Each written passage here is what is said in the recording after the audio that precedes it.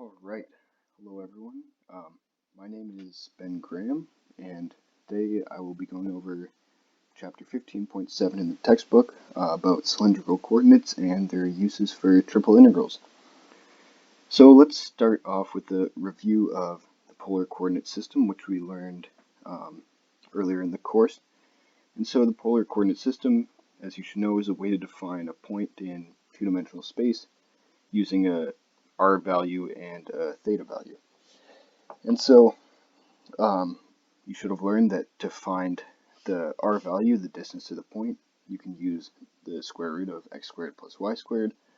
And to find the angle, it would be the inverse tan function of y over x. And similarly, to go back to the rectangular system from polar coordinates, you can use x is equal to r cos theta and y is equal to r sine theta. So with that in mind, let's get into the cylindrical coordinate system. So the cylindrical system is essentially polar coordinates, but including the z-axis. So as you can see in this diagram here, we're still using r and theta, like the polar coordinate system, but now we're introducing a height called z. And so this allows us to define any point in a three-dimensional system. And so just like the polar coordinate system, we can use the same equations to define r and theta. And the z value will simply be equal to z. That hasn't changed. And so one thing you might have seen before is you may have seen the the spherical coordinate system, which is different. It uses two angles. So this is different than that. So make sure you make that distinction. And so what the cylindrical coordinate system is good for, it's useful for defining shapes that have symmetry about an axis. So such like shapes like a cone and a cylinder are very easy to define using this system. And you can almost see that if you imagine this theta value increasing, you could see this point kind of moving in a circle around like this. And so would this point as well. Sorry, my drawing is not the best, but you can almost see that it's creating a cylinder type shape here, and that's just an intuitive way to see why this system is so good for defining shapes like that. And so usually if you have a shape with symmetry about an axis, you want to set that axis to be z for the system. That makes it most convenient. So let's get into a quick example to make sure everyone has a good handle of this system. So let's find the equations to define the following surfaces using the cylindrical coordinate system. So if we look first here at this cylinder, we notice that, let's imagine that it's going up and down to z is positive infinity and negative infinity. So we know that the z-axis is free to be any value it would choose. And similar with the theta value, we can see that it creates a full circle here, so theta can also be any value, but our distance from the origin, our radius, is set. It's locked at this value c.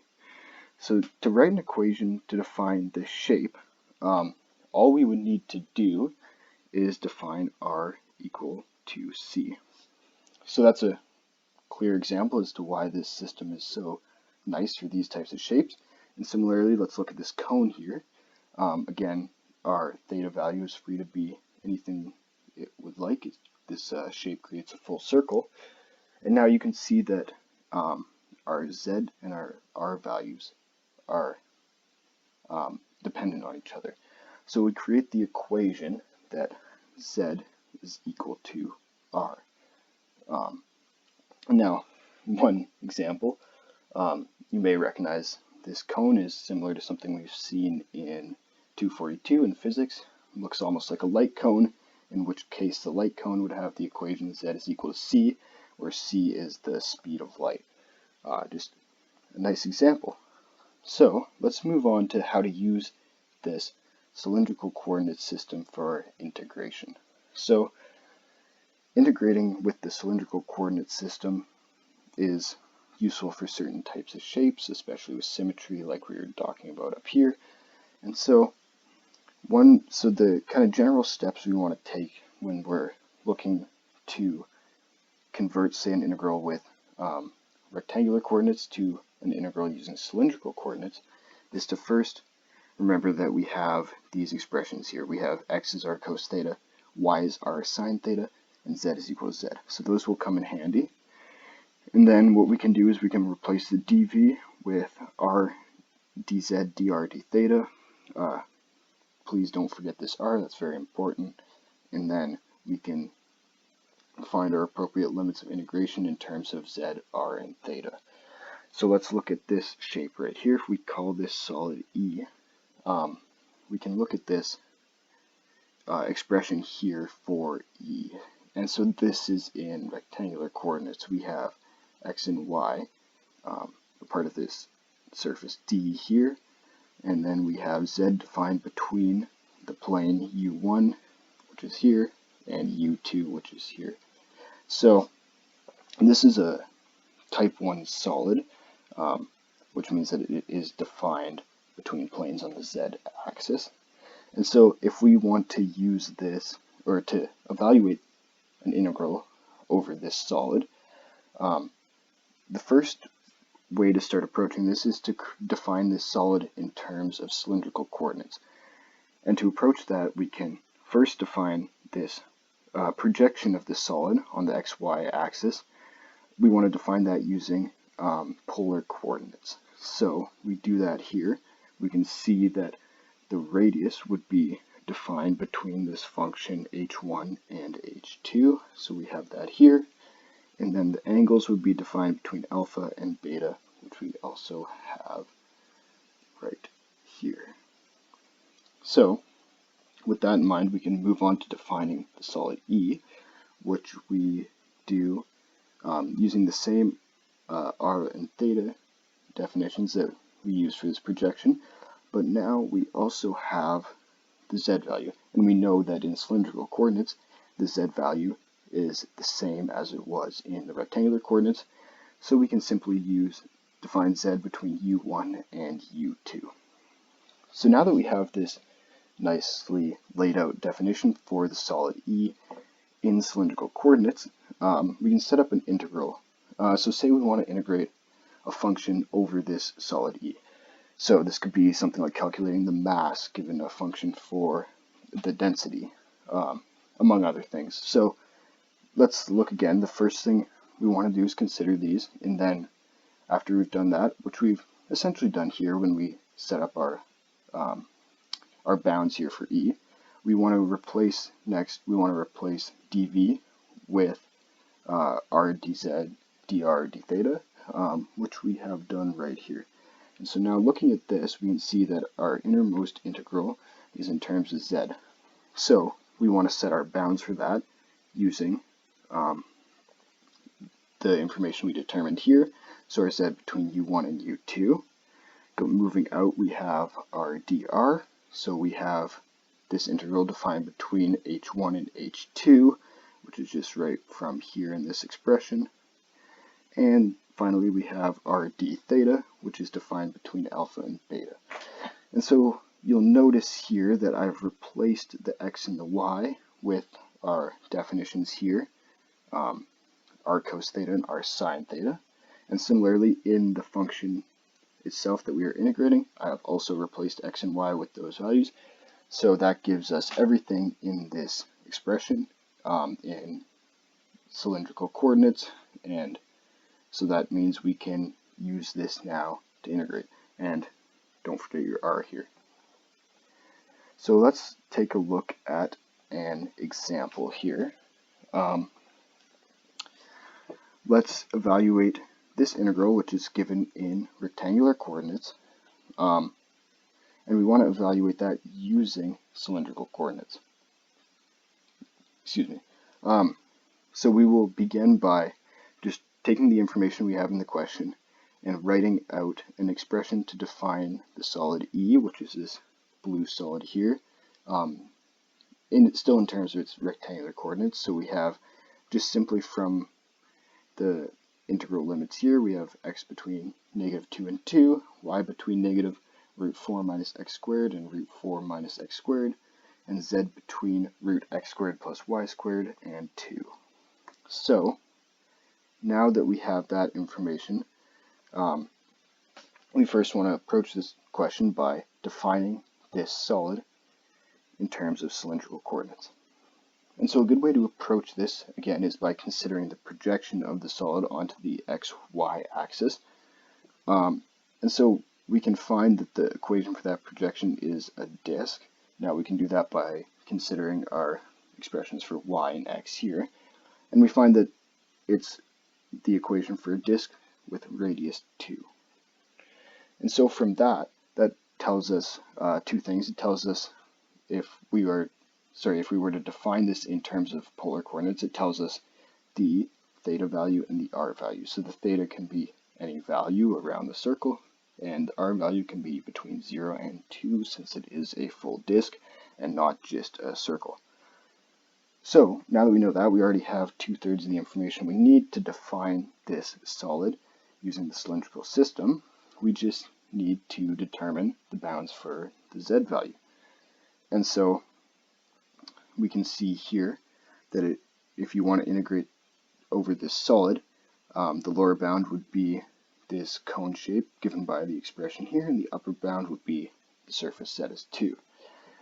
But we need to remember that we don't want x and y in this expression anymore. So with this expression here that we know from the definition of cylindrical coordinates, we can replace that in our expression for the bounds of z, and we can write that as z between r and 2. So now our expression for E in terms of cylindrical coordinates is theta between 0 and 2 pi, r between 0 and 2, and z between r and 2. So now that we've fully defined this solid using the cylindrical coordinate system, we can move on to setting up our integral and evaluating it in terms of cylindrical coordinates. So let's remember we have here our initial integral, and so what we should do is replace our dv, or in this case all dz, dy, and dx, with our dz, dr, d theta. And so then once we have replaced that here, we can start from the middle and work our way out. We have dz, so we set our bounds from r to 2, just from this information here. We set our bounds for dr from 0 to 2, again just from right here, and finally d theta from 0 to 2 pi. So now that we have that, you'll also see that we have replaced the expression for the function that we are integrating with r squared, and that is simply from this, again, this expression for from the definition of from the definition of cylindrical coordinates here. We see that x squared plus y squared is equal to r squared, and we want to replace that because we are now working purely in cylindrical coordinates and we don't want x's and y's anymore. So now that we have all this set up here, we can move on to evaluating the integral, which has now been simplified to essentially r cubed. And so one thing to keep in mind when you are evaluating these integrals is be really careful about which variable you're integrating with respect to. It's easy to get confused, so make sure you're really careful with that. So the first one here would be in terms of z, and if you integrate this in terms of z and evaluate it from r to 2, you'll be left with this expression here. Now once again, check what variable you're using, this time r, integrate with respect to r, evaluate between 0 and 2, that'll leave you with 8/5, and now finally integrate in terms of theta and evaluate between 2 pi and 0, will leave you with the answer 16/5 times pi. So let's move on to one more example. This time we are looking at a solid S, which is bounded between this equation and the plane Z is A. So I've graphed this here. You can see this red shape is the equation 4x squared plus 4y squared. And this blue plane here is Z equals A, where a is greater than 0, I just picked an arbitrary value for a to draw this picture. So that will make our solid this shape inside here. So that is our solid S.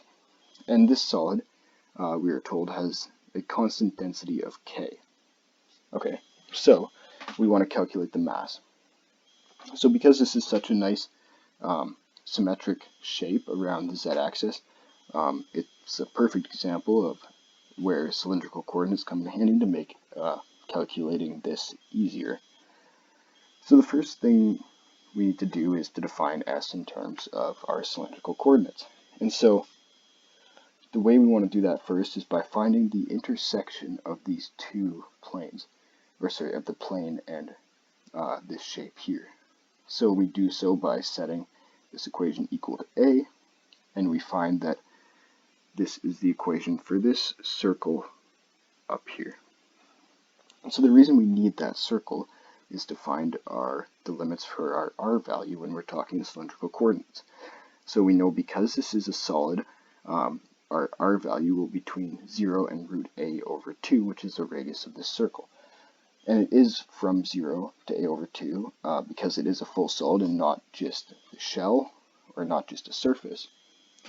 And then we can also look at our theta. It is fairly intuitive that because this solid is a full, it has a full circle at the top, it goes all the way around. Theta can be any value, so we define that between 0 and 2 pi. And finally, we are defining our z variable. You'll see here we have defined it between 4r squared and a. And so the reason we have defined it as 4r squared and not just the equation here is because, again, we don't want the x or the y variables anymore. So just like the question above, we use the definition that r is equal to the square root of x squared plus y squared. So from this we find that if you factor out the 4, you are left with 4x squared plus y squared, leaving you with 4r squared. So now that we have fully defined our shape S, our solid S, sorry, in terms of cylindrical coordinates, and we also know that our density is just the constant K, we can go on to setting up our triple integral. So as we learned earlier in the course, we can calculate the mass of a solid given a function for its density using the triple integral over that solid. So we will set this up, again replacing our dv with r dz dr d theta, and taking the information we had from here and using that to set our bounds of integration. And we will be integrating over our function for density, which is just the constant k. So if we go on here, we can pull out the k from the expression because it is a constant, and now we are simply integrating over r. So again, if you calculate this, keeping in mind what variables you are integrating with respect to, I have not done that all here because this should be a fairly simple integral to calculate. If you try that out yourself, which I recommend you do, you should get this expression here for the mass. So that concludes this video today on the cylindrical coordinate system and how to use that to calculate triple integrals. I hope you guys enjoyed this video. Thank you.